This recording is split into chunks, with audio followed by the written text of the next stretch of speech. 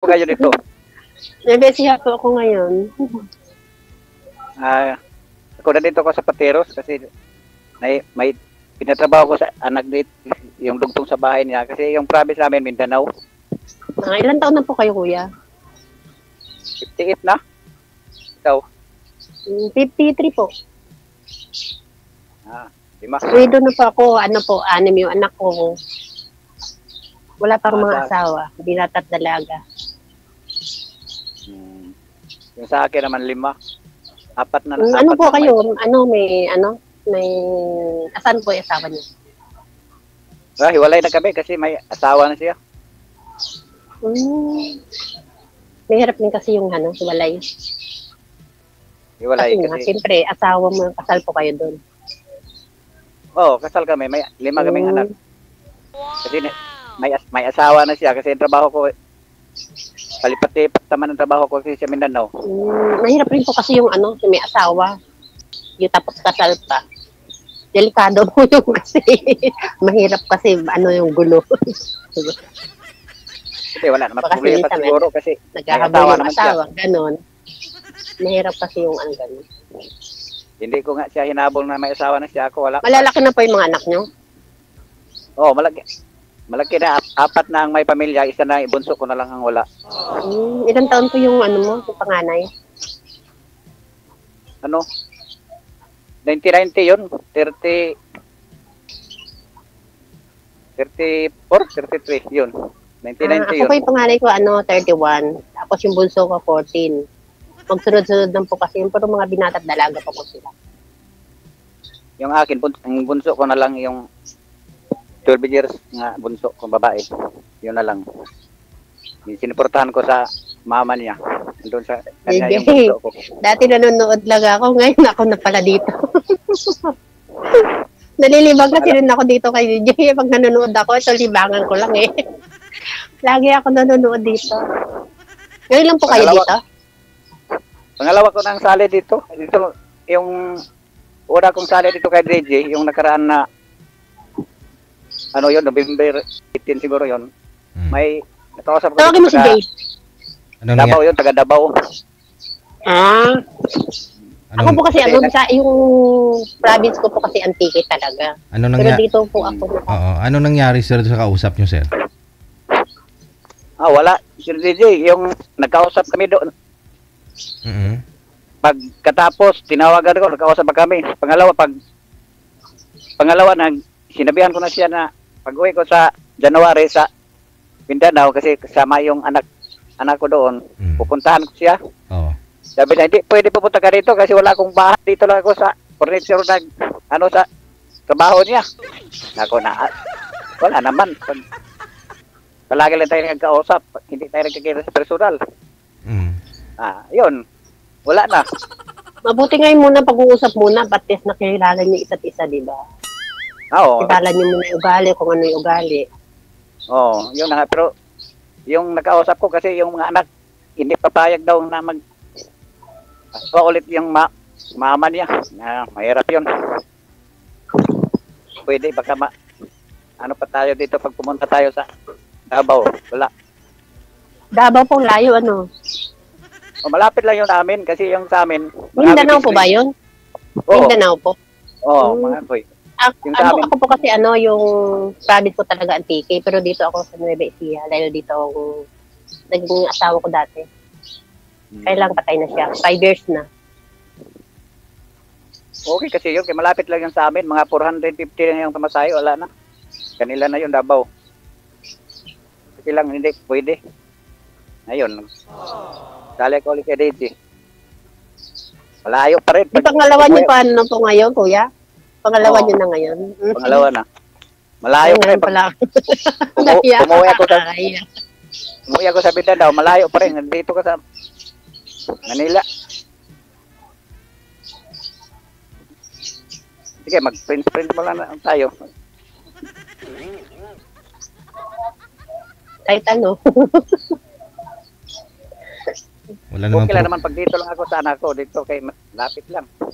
Pwede naman kita puntahan. Pero sino po kuya kasama nyo dyan sa bahay nyo? yung anak ko, dalawa kasing anak ko dito sa Manila, yung pangalawa at sa pangatlo, gwardiya yung ano nila dito sa Manila. Kasi pinupunta ko sa anak kong babae kasi may pinatrabaho siya na bahay.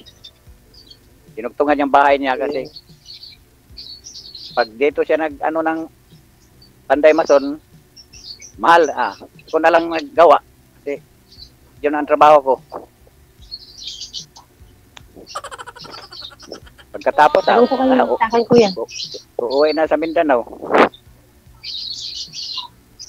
Wala na akong alam mag-aro dito sa cellphone. Yung anak ko na magsali kay DJ yung anak niyo, kuya. Oo. Bakit gusto niya kayo mag-asawa na? Yun na nga. Kasi sinabihan ko siya na okay naman sa akin yun punta ko dito. Dalawa sila sa Mindanao. Dalawa pa rin yung may asawa na. Yung bunso na lang study. Pwede naman. Palipat-lipat lang. Sabi niya, sumali ka kay DJ, baka makahanap ka.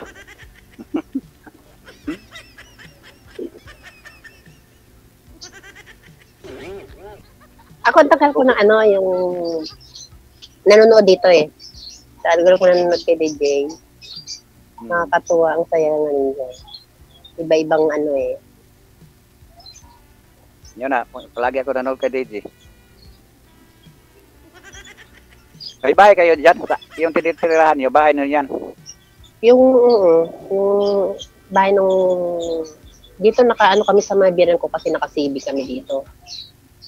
Dito Nueva Ecija. Nakatabi na kami sa biyanan ko, wala naman akong biyanan na. Hindi ko naman alam saan yun dito. Kami na lang ng mga anak ko dito. Kaya lang yung ibang anak ko nasa Maynila.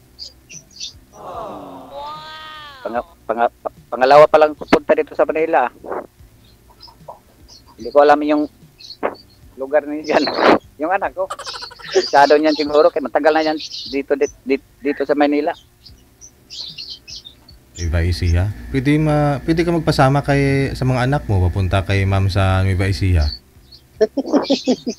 Pwede pa naman. Kaya yung anak ko lalaki may motor. Alayo siya. Sa Davao po kayo? Sa Davao po kayo ngayon?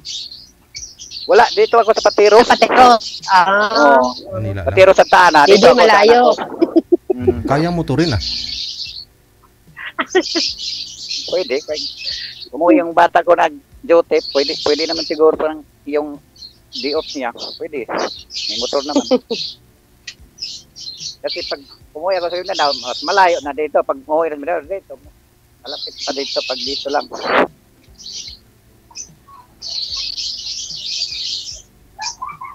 Pwede dapat siguro. Pag off tayo, ibigay mo sa akin yung ano mo. Kasi pag day off ng anak ko, kontak lang ako sa'yo.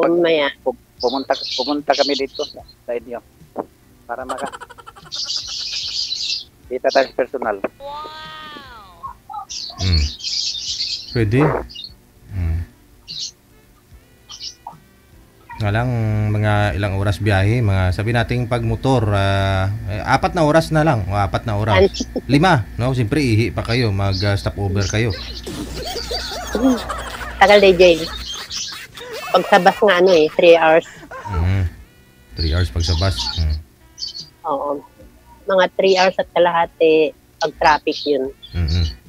Kaya 5 oras, siyempre kakain pa, ihi si sir, gano'n. Pahinga. Mag-bus ka na lang po, sir. Pasama ka na lang, papunta kay ma'am. Hindi ko pwede mag-bus DJ, pero may kasama ko kasi hindi ko alam. Oo, magpasama ka pa rin para mas okay. Oo. Kasi magmotor ka, pwede, pero maulan. Kasama ko sa anak ko, pwede naman. Dali pa siguro. Talagang disidido yung anak mo, sir, ano? Wala nga. Nasamahan ka pa talaga. Kasi malit. Pag hindi ako sinamahan, hindi ako abot sa inyo. Saan pupunta? Lahat ng alam dito.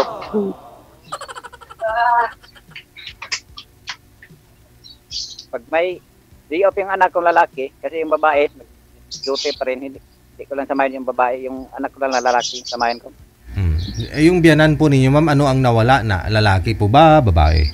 Ay, lahat po. Wala na po. Lahat. So, okay lang kaya dyan sa bahay nila, napapasyalan ka ng manliligaw mo? Kasi bahay po nila yan. Hindi po nakaano kami, nakatabi lang kami, nakasibi lang kami. Ah, okay. Akala ko po bahay nila mismo. Kasi nawala na yung nung biyanang po. Tapos yung bahay, yung lote na pinagtabi-tabi, pinagparte-parte na magkakapatid. Ayun. Mga lalaki, puro kasi lalaki. Buti na Yung sinabi mga ko kasama na- ko dito, sir, mga lalaki, yung mga anak ko. Dito kasama ko ngayon. Ah, Ay, mamaya, magsisiguyan kasi ang mga anak ko kasi Pasko. Pasko nga. DJ, Merry Christmas. Salamat sa KGB ah. Hindi ako kalain na ano ko ngayon ah. Anong wish mo ngayong Pasko, sir? Kasi sumali ka dito. Sana kita ko din ang sama sa buhay. Oo. Lang. Yung wish ko. Asawa, ganon. Kasi kung kasama lang sa buhay, marami ka namang anak kung gustuhin mo, no? Asawa, oo. Kasama na habang buhay. Yun. O, ikaw ma'am, anong wish mo ngayong Christmas? Ako kasi sa mga anak ko lang eh. Sa mga anak ko lang eh. Sa mga anak nyo. Yung wish po ninyo, anong wish Talagang mo? siyempre, DJ, kasi siyempre malalaki na rin yung mga anak ko. Siyempre gusto ko rin yung may makasama na talaga. Kaya lang, may mga anak ko kasi ayaw. Ayaw nila, pero yung mga anak ni sir gustong-gusto. Ba't ayaw na mga anak mo, ma'am? Baka daw lang ako, sakit ng ulo. Oo. Baka daw bibigil ako magsakit ng ulo. Yung bawa. Yung hindi naman maganda mapuntahan ganun. Pero okay naman yung nila. Pero nag-ano pa rin ako, yung malay mo, di ba? Hindi natin nasasabi kung mayroong totoo at okay naman. Di ba, DJ? Yung sa ugali, yung sa bisyo, yung walang bisyo. Yun ang alamin mo kay sir ngayon.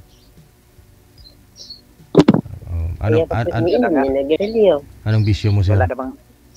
Wala namang anak na ipahamak yung mama niya sa hindi maganda. Yun. Oo, talaga naman. Anong bisyo mo, sir? Wala Kasi naman. ako wala akong bisyo eh.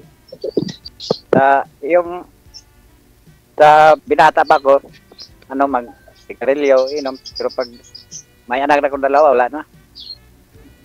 Kasi pupos na sa trabaho. Ilang taon na po kayo sir walay sa asawa niyo?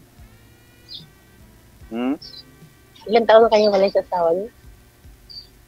Noong 2015 pa kami naghiwalay. 2015, mga pito. Lapit na 8, yun. Kasi may asawa na siya.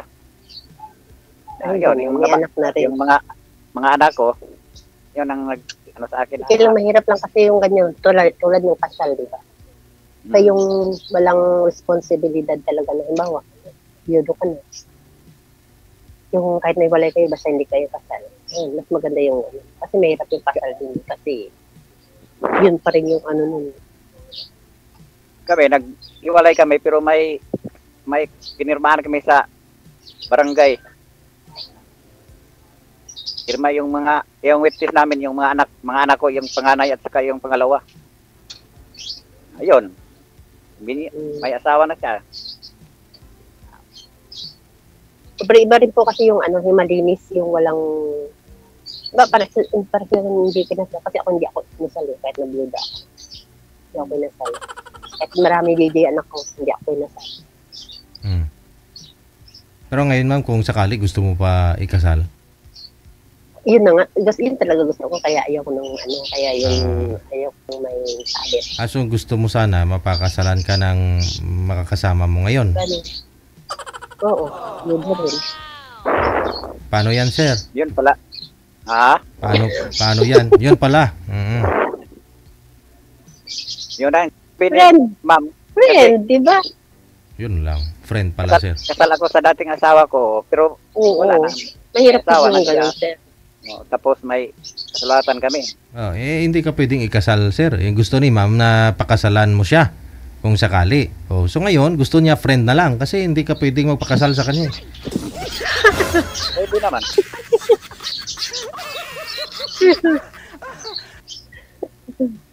Kasi mahirap na kasi yung may ganyan, may sabit. Mahirap na. Hindi mo rin masasabi. Diba, DJ? Yung kahit hiwalay, asawa pa rin. Kahit na may kasulatan kayo, asawa niyo pa rin yun. Diba? Yun lang. Pwede naman siguro yun kasi siya may asawa na. Kasi wala naman akong wala naman akong problema. Ako kung mayroon talagang kahit na mga anak ko, siyempre mag-aasawa rin naman yun. Okay naman.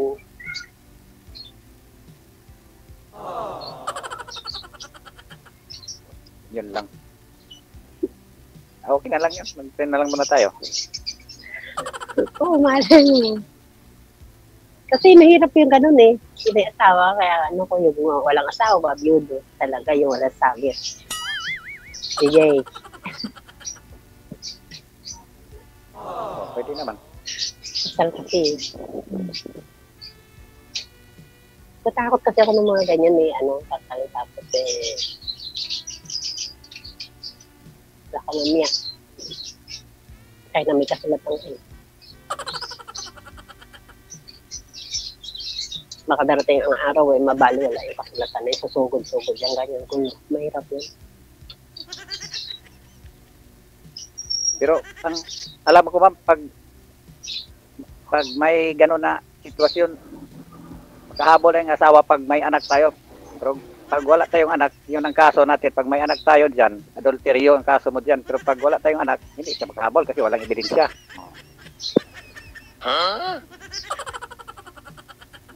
Ewan ko lang, kasi ako, yun ang ko eh. Yung single, yung walang byudo, walang asawa talaga. Okay. Pwede sana kung di kasal, okay lang kahit wala yung kasal. Sige. Okay naman sa akin yan. Walang problema. Ikaw, tanong ka muna kuya sa akin, kung mag-discord tanong. Wala, okay naman sa akin yun. Kasi pangalawa ng sali ko kay Deji Ganun, ano nangyari kuya sa una? Wala nga. Kasi sa Davao furniture yung trabaho niya kasi sinabihan ko na pag uwi ko sa Mindanao pupunta ko sa Davao. Sabi na, hindi pwede kaya wala akong bahay kasi yung bahay namin binili ko na yung bahay pagka daw sa asawa niya. Doon lang siya nag-stay sa furniture yung pinagtrabawaan niya. Hindi na pwede pumunta dito kanila na. Nabi ko, wala. Lagi lang tayo mag-sat-sat. Hindi tayo mag-kiras personal. Ayun na, wala. Mayaw na. Kasi yung anak niya ayaw daw hindi ulit daw yung mama nila. Kasi wala.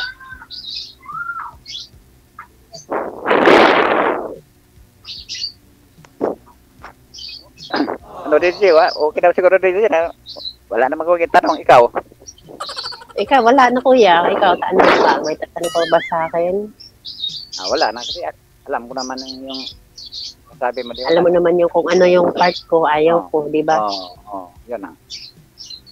Okay naman. So, Bastid. Malay mo sa sunod, kuya. Walang kasalang mangyari.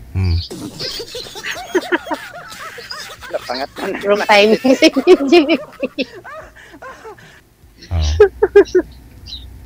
Better luck next time, sir. Thank you so much sa time ninyo. Merry Christmas sa inyong dalawa. Happy New Year. Thank you. Bye-bye. Sige. Yun lang.